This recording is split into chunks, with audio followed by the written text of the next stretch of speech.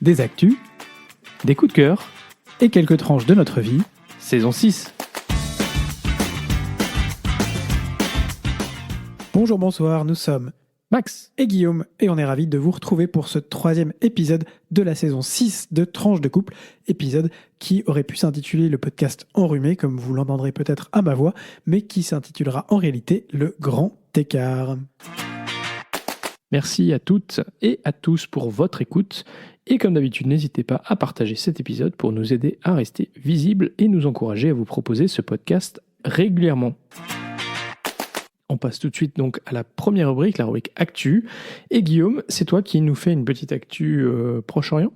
Absolument, on commence notre grand écart par le Proche-Orient, une zone compliquée en ce moment, vous le savez. Vous savez aussi que c'est un sujet qu'on aborde peu parce qu'on ne se sent pas toujours bien armé pour en parler par rapport par exemple à des sujets plutôt sur l'Union européenne ou sur les États-Unis. Pour autant, vu l'espace médiatique qui lui est à juste titre réservé ces temps-ci, il nous a paru important de faire une actu sur le sujet et plus particulièrement sur ce qui se passe au Liban pour essayer de vous donner une synthèse d'informations et des pistes de réflexion. Alors, on ne retournera pas des années en arrière car cela pourrait faire l'objet de nombreux podcasts tant l'histoire du Moyen-Orient est compliquée, en particulier depuis les années 50, mais retour déjà sur un an de violence. Le 7 octobre 2023, il y a tout pile un an, le Hamas lance une opération à grande échelle sur la bande de Gaza. Quelques tirs de roquettes, puis surtout 3000 fanatiques du Hamas attaquent 20 villes et kibboutz du sud d'Israël. Bilan, 1160 morts, dont presque 900 civils israéliens, 252 otages. C'est la plus importante, la plus meurtrière et la plus coordonnée des attaques du Hamas contre Israël depuis des dizaines d'années et la plus meurtrière vis-à-vis des populations juives depuis la Shoah. S'ensuit un an de guerre à Gaza, plus de 40 000 civils palestiniens tués selon les chiffres croisés de l'ONU et du ministère de la Santé palestinien, des milliers de membres du Hamas également, et Gaza est quasiment rayé de la carte. Plus d'infrastructures, un approvisionnement erratique à la merci de l'Égypte et d'Israël, blocus maritime, la région est encore plus déstabilisée qu'elle ne l'était auparavant et durablement.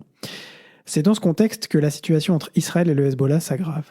Ce dernier lançant régulièrement des attaques à la frontière entre le Liban et Israël. Alors, je vous rappelle les choses, le Hamas est un parti politique et militaire qui est présent en Palestine. Le Hezbollah, c'est un parti politique et avec une branche armée financée exclusivement ou quasi exclusivement par l'Iran, présent au Liban et dont l'objectif a toujours été, dans un cas comme dans l'autre, la déstabilisation d'Israël et in fine, la disparition de l'État hébreu. Donc, je reviens donc sur ces attaques régulières du Hezbollah entre le Liban et Israël, malgré une résolution des Nations Unies qui avait demandé à ce qu'une bande de 10 km de frontière soit neutralisée, et malgré la fine présence des soldats de la FINUL, Force des Nations Unies pour le Liban. Israël, quant à lui, entreprend des frappes de drones et des tirs d'artillerie sur les positions du Hezbollah près de la frontière entre le plateau du Golan et le Liban. Les bombardements israéliens deviennent massifs et particulièrement meurtriers à partir du 23 septembre dernier. Ils sont considérés comme un tournant dans le conflit. Là où on était essentiellement sur un conflit qui se passait à Gaza et autour de Gaza, le conflit se oriente désormais vers le nord et vers le Liban. Un pays qui a été meurtri déjà par plusieurs guerres entre les années 80 et 90, des milliers de morts, des dizaines de milliers de morts déjà à l'époque. Ces bombardements du 23 septembre 2024 sont considérés comme, donc je le disais, un tournant. L'armée bombarde massivement au moins 1600 cibles, faisant 558 morts, dont 50 enfants, quasi uniquement pour cette seule journée du 23 septembre, et quasi exclusivement des civils, selon les informations de Radio France Internationale. Alors que la population du sud-Liban fuit, le Hezbollah riposte en envoyant plus de 300 roquettes sur Haïfa, blessant légèrement des dizaines de personnes. Il utilisera par ailleurs pour la première fois des roquettes dont la charge et la portée sont plus importantes. Le 26 septembre, Israël refuse la proposition de cessez-le-feu franco-américaine et le 27, elle bombarde le QG du Hezbollah et tue son secrétaire général, Hassan Nasrallah, également suspecté de l'attentat l'attentat du Drakkar, qui avait tué 58 soldats français en 1983 à Beyrouth. L'État hébreu lance ensuite une invasion terrestre le 30 septembre. Guerre des chiffres. Israël annonce que près de 63 000 Israéliens ont été déplacés de son côté. L'ONU parle d'1 million de Libanais sur les routes. Entre-temps, dans une opération digne d'OSS 117 ou plutôt de James Bond, des dizaines de beepers utilisés par le Hezbollah explosent dans la poche, la main, la figure de leur détenteur, faisant 37 morts et plus de 3000 blessés. Alors, comment le Mossad, le renseignement israélien, a-t-il pu infiltrer le Hezbollah si profondément qu'il a pu déclencher, se mêler d'une livraison finalement d'un outil d'apparence inoffensif? Alors le Hezbollah utilise des beepers parce que c'est une solution qui évite les possibilités de traçage qu'on peut avoir avec des smartphones par exemple. C'est une solution aussi qui est moins coûteuse et c'est une solution qui permet de diffuser à grande échelle. Alors, selon une enquête du Washington Post, les beepers ont été construits en Israël en 2022 et ont été insérés dans la ligne d'approvisionnement de la société Apollo en provenance de Taïwan sans que la société le sache. Un représentant commercial a réussi à convaincre le Hezbollah d'acheter 5000 trackers tout en expliquant qu'il s'agissait d'un moyen de communication à l'abri de l'espionnage israélien en recommandant un modèle avec une plus grande batterie et un boîtier rigide. Ben voyons. Le Hezbollah a acheté des appareils et en a équipé ses membres, la plupart de ses membres. Ces appareils avaient la capacité de transmettre des messages cryptés, mais il fallait appuyer alors sur 2 boutons différents en même temps pour les lire. Ainsi, Israël s'est assuré qu'il serait entre les mains du personnel du Hezbollah au moment de l'explosion. Alors, dans les faits, ça n'a pas forcément été systématiquement le cas, mais il faut savoir que cette opération avait été précédée par une autre action du Mossad il y a 10 ans, au cours de laquelle des centaines de talkie-walkie ont été vendus au Hezbollah et transférés aux agents de l'organisation. Ceux-ci étaient non seulement équipés d'explosifs, mais également de dispositifs de surveillance permettant à Israël d'écouter les conversations menées sur ces appareils. Une fois l'action décidée, les agents du Hezbollah ont reçu un message avec le numéro de suivi indiquant qu'un message crypté les attendait, dont la lecture nécessitait donc d'appuyer sur 2 boutons et d'utiliser les 2 mains, garantissant ainsi que les blessures des hommes du Hezbollah seraient importantes et toucheraient notamment leurs mains. Alors voilà, c'est un peu un sommaire de ce qui se passe aujourd'hui dans cette région. On regarde avec beaucoup d'attention parce que, notamment, on va y revenir dans notre sujet suivant sur la campagne américaine.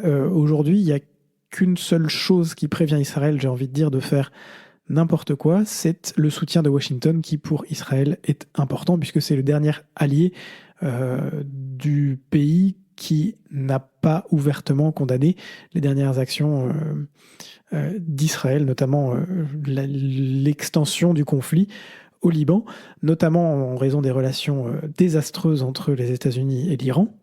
Donc on sera très attentif. Le résultat des élections américaines aura naturellement un impact, chaque candidat s'étant déjà plus ou moins engagé sur la suite, et surtout, si Kamala Harris était élue, cela permettrait à Joe Biden de prendre une position beaucoup plus ferme pendant les derniers mois de son mandat. Dernier point donc, puisqu'on parlait d'ailleurs de l'Iran, alors qu'Israël envahissait le Liban, le mardi 1er octobre, l'Iran a attaqué Israël. Les sirènes anti-aériennes ont résonné dans tout le pays. On sait, c'est pas la première fois depuis plusieurs mois que l'Iran lance des salves de missiles. Là, c'était une salve encore importante, avec au moins, selon les sources du New York Times, 200 missiles balistiques lancés. Cela marque, selon le quotidien états-unien, une nette intensification du conflit larvé entre Israël et l'Iran. Et là, on n'est plus dans un conflit par proxy, via le Hamas, via le Hezbollah, via le Liban, via Gaza, mais on est vraiment dans un conflit où Israël et l'Iran, et les alliés de l'Iran, notamment les rebelles Houthis, qui ont également envoyé un certain nombre de missiles ou de drones vers l'État hébreu, s'attaquent entre eux directement. Alors, c'est pour les gardiens de la Révolution une réponse au martyr du chef du bureau politique du Hamas, qui a été tué lui aussi par une frappe israélienne, de Hassan Nasrallah, dont on vous a parlé tout à l'heure, et d'un commandant iranien également tué dans l'explosion du QG du Hezbollah, Abbas Niforouchan. Israël a affirmé de son côté qu'il y aurait naturellement une riposte. Il y aura des conséquences, a déclaré une porte-parole de l'armée israélienne. On ne sait pas encore, il n'y a pas eu jusqu'à maintenant de représailles via des missiles entre Israël et l'Iran. On sait que les États-Unis sont intervenus pour calmer le jeu. pour essayer d'éviter ce que Joe Biden appelle une guerre totale, Donald Trump s'opposant de son côté comme le seul capable d'éviter une troisième guerre mondiale qui serait déclenchée par un conflit plus large au Moyen-Orient. On suivra avec pas mal d'intérêt ce qui va se passer là-bas, effectivement, dans les 4-5 prochaines semaines, et puis naturellement les résultats des élections américaines dans maintenant seulement 4 semaines.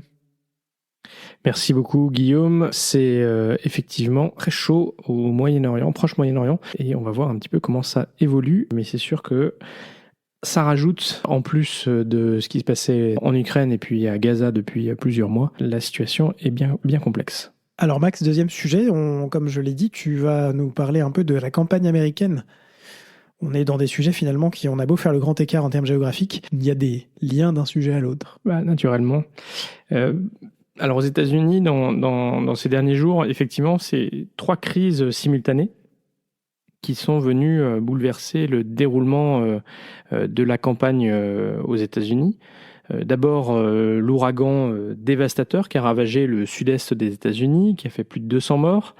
Ensuite, effectivement, tu viens d'en parler, l'accélération des tensions au Proche-Orient avec la volée de missiles iraniens sur Israël, sur fond de guerre au Liban. Et puis enfin, une guerre éclair des dockers qui porte en elle un vrai potentiel de blocage de l'économie. Donc la réaction des candidats, des 2 candidats à la présidentielle américaine à cette catastrophe naturelle qui a été causée par l'ouragan, en réalité était assez différente, ce qui reflète à la fois leur caractère propre, une certaine impulsivité de Donald Trump, qu'on connaît bien, mais aussi le fait que Kamala Harris, en tant que vice-présidente, elle est aux affaires. Elle fait partie du gouvernement qui réagit à la crise avec les moyens de l'État américain, contrairement à Donald Trump. Donc Donald Trump, je le disais, a réagi de manière assez empressée. Il s'est rendu sur place, d'ailleurs en dépit des recommandations des autorités locales qui considéraient que la zone était quand même... il fallait éviter des déplacements de nouvelles personnes sur place pour laisser faire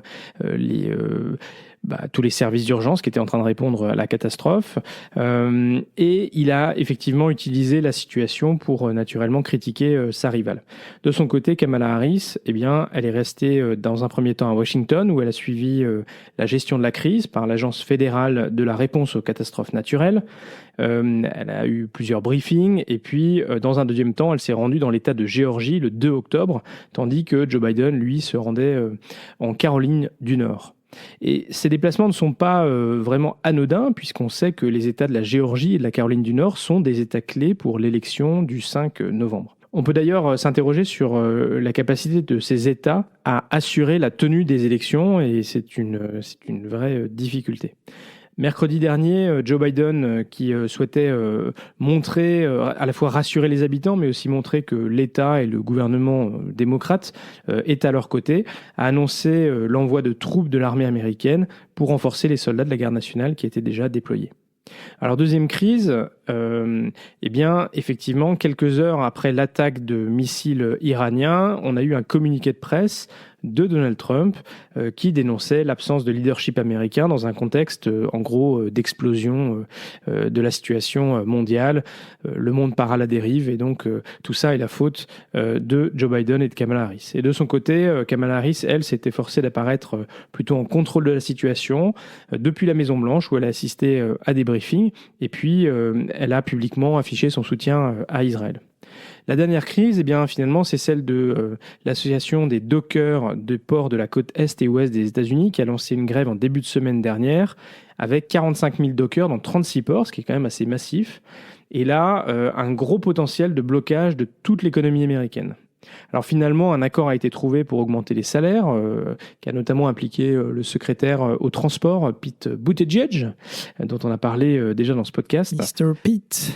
Exactement. Et là, à nouveau, on a pu voir un certain contraste entre les positions des 2 candidats à la présidentielle. Alors Donald Trump, lui, a dénoncé la grève qui était portée par les syndicats. On sait qu'il n'est pas très fanat des syndicats de manière générale. Et il a bien sûr utilisé à nouveau l'opportunité de dire que c'était l'administration Biden-Harris qui était finalement responsable de cette grève, puisque celle-ci était causée par l'inflation. De son côté, Kamala Harris s'est rangée du côté des dockers en jugeant qu'il était normal que ceux-ci se mettent en grève et que les travailleurs devaient être compensés de manière juste dans un contexte de profit record des entreprises du transport maritime. Donc finalement, grâce aux médiations, il y a un accord qui a pu être trouvé pour augmenter les salaires, ce qui fait que la grève s'est arrêtée au bout de 3 jours, mais on a eu chaud, en tout cas, du côté des États-Unis. Voilà un petit peu ce qui s'est passé récemment du côté des États-Unis. On a aussi eu, la semaine dernière, un premier débat entre les candidats à la vice-présidence des États-Unis, donc J.D. Vance et Tim Walz, Oui, pardon. Tim Walz, absolument. Beaucoup moins clair que le débat entre les deux candidats pour la présidence. Voilà. Et puis, ce week-end, Donald Trump a tenu un nouveau rallye, donc à l'endroit où il y avait eu la tentative d'assassinat sur lui, et nous avons vu l'apparition d'un certain Donald Tusk. D'un certain Elon Musk qui a affiché son soutien à Donald Trump en appelant. Pensez-y la prochaine fois que vous achetez votre Tesla. Voilà. Moi.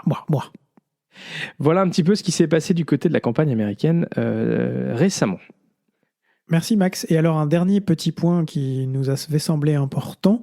Vous savez que les questions des droits des personnes LGBTQIA+, sont importantes et on aime bien vous mettre aussi à jour de ce qui se fait. Max, tu veux nous parler du dernier jugement rendu par les CJUE, la Cour de justice de l'Union européenne? Exactement, le 4 octobre dernier, donc la Cour de justice de l'Union européenne, vous savez, c'est elle qui est en charge finalement d'évaluer la conformité des décisions qui sont prises au niveau national par rapport à la loi européenne.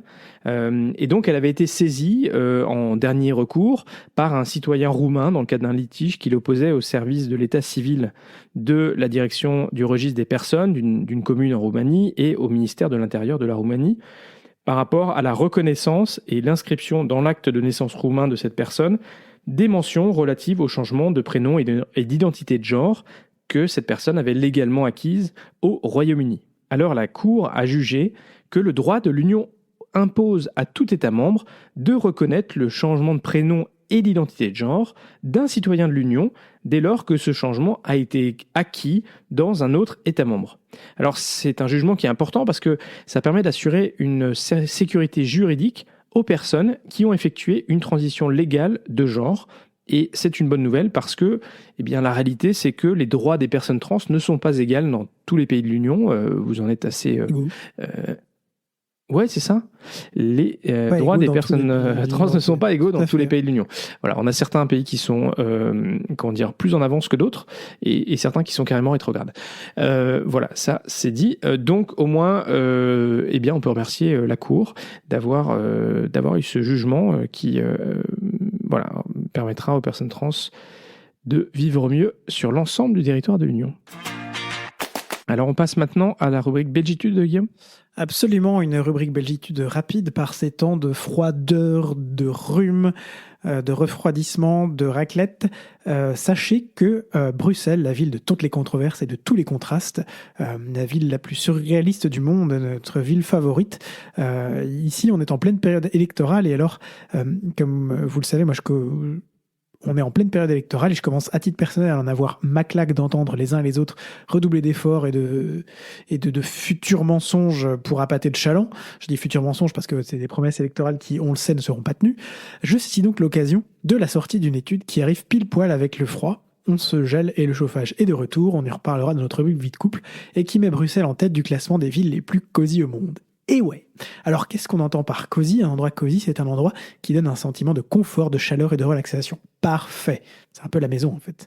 C'est la société All Clear, société d'assurance de voyage, qui a commandité cette étude avec l'idée de trouver des villes qui offrent des lieux cosy mais aussi une atmosphère extérieure similaire et une architecture, etc., etc. Alors les différentes bases pour créer ce classement, c'est le nombre de sites d'UNESCO par kilomètre carré, le nombre de librairies par kilomètre carré, le nombre de cafés cafés par kilomètre carré, de cinéma, théâtre et musée par kilomètre carré, le nombre de précipitations, là autant dire que le pluviométrie de Bruxelles, là je pense que ça l'a mis devant, mais d'une force, et puis le nombre de posts Instagram qui utilisent le mot cosy et le nom de la ville. Difficile de mettre New York dans cette étude parce que bon, cosy entre deux gratte-ciel, pas top. D'ailleurs, la ville est classée 20e.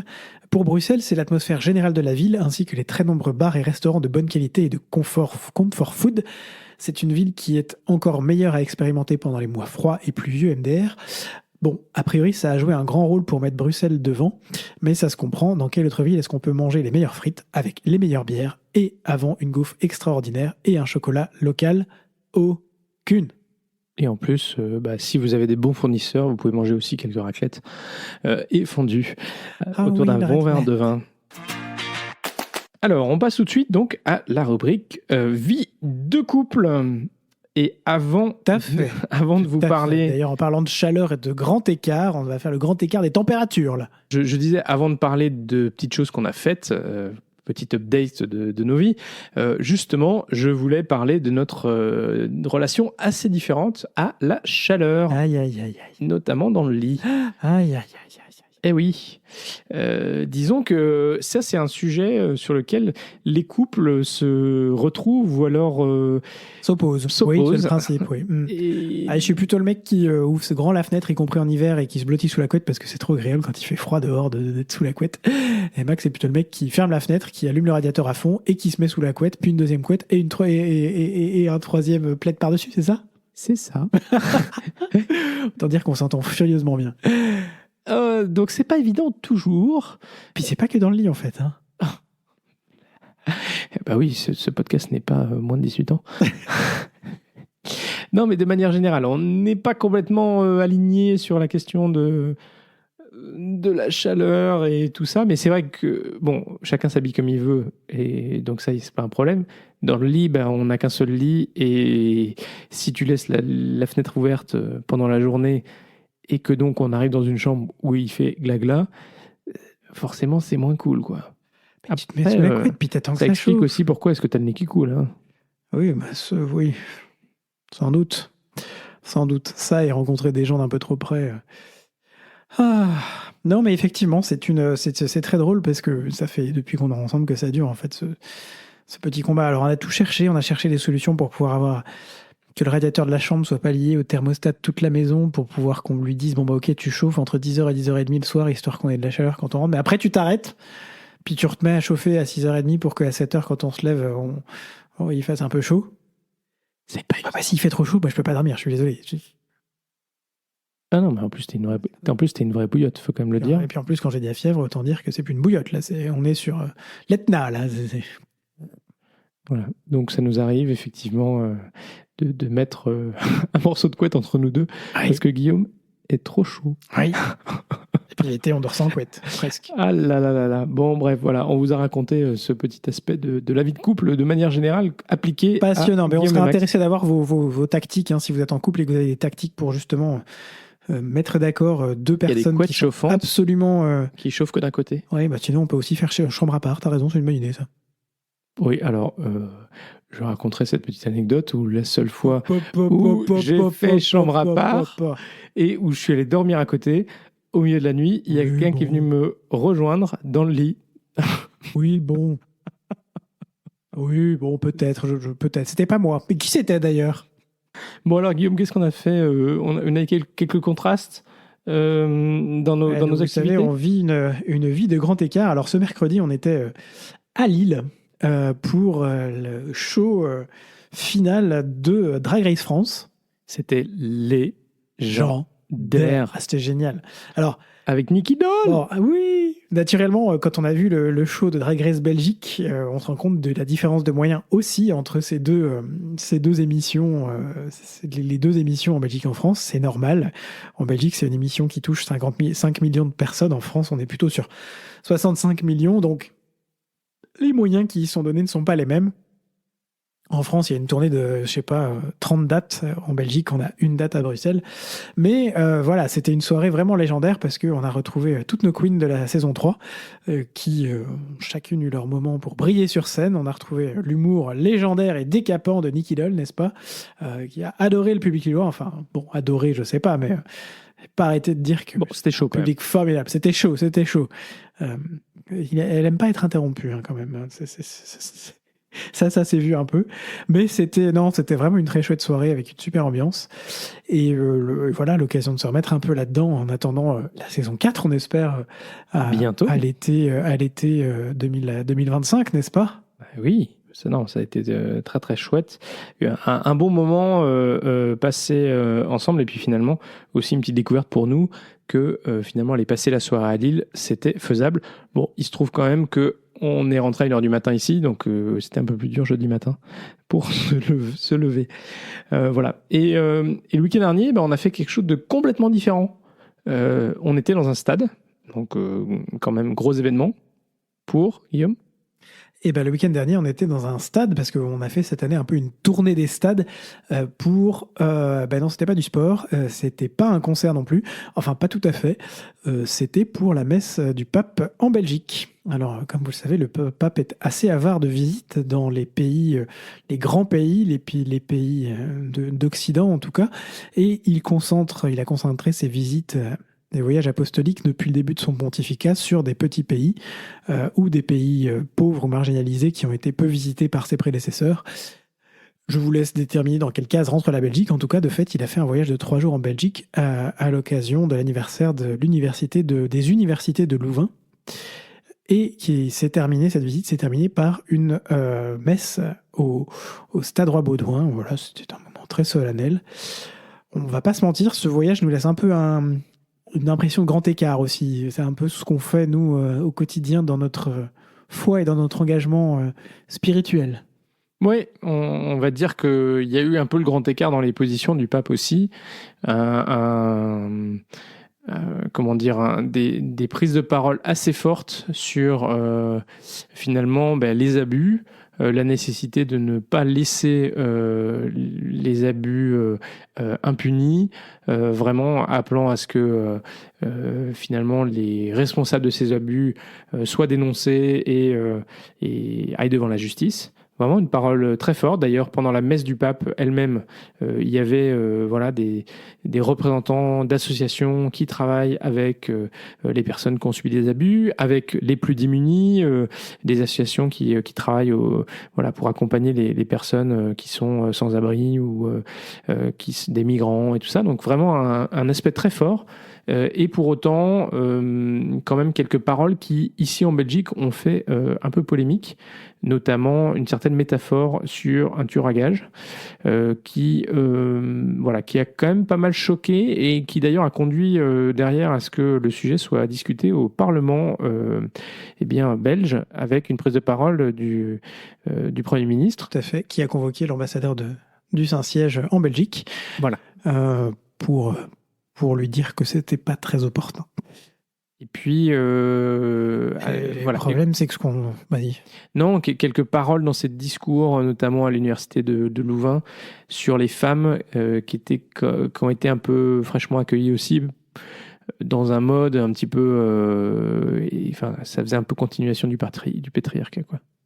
Ouais, c'était un peu... en fait, j'ai un peu le sentiment avec ce pape que, comme avec tous les papes, que passé un certain âge, on devrait peut-être les relever de leur charge parce qu'il a eu des prises de position qui étaient très, très vraiment, qui ont pu faire avancer des choses dans le passé, mais qui a une sorte de cristallisation avec l'âge, ou en tout cas le temps qui passe, sur certains sujets, notamment ce sujet de l'avortement, qui me met, moi, personnellement, et qui nous met, je crois, très mal à l'aise, et qui surtout est l'opportunité pour un certain nombre de gens dans l'Église, à commencer par notre Église locale, de mettre de côté l'autre volet de sa visite, qui était justement, comme tu disais Max, pour demander le pardon de l'Église à toutes ces victimes, dont on ne parle absolument pas. Ce matin, on a eu une homélie sur le bien et le mal, où on a eu l'avortement, c'était le mal, mais à aucun moment il n'a été fait mention que les abus sexuels, c'est le mal. voilà, c'est un peu dommage de faire du choix. Du choix de sujet en fonction aussi de ce qui nous arrange ou pas. Et voilà, ça nous a mis un peu mal à l'aise. Et Non, mais c'est sûr que voilà, le fait est qu'on entend un peu de temps en temps quelques paroles sur, voilà, sur les abus et tout ça. Mais structurellement, on n'a pas l'impression que, enfin, on a l'impression que l'Église continue de se placer finalement dans une figure de moralité sans faire une introspection et surtout de prendre des mesures structurelles pour éviter que les choses ne se reproduisent. Parce que finalement, on continue de découvrir année après année de nouveaux cas, de nouvelles situations qui ont été cachées, de nouvelles personnes, de nouveaux prêtres ou qui ont été déplacés alors qu'on savait qu'il y avait eu des abus.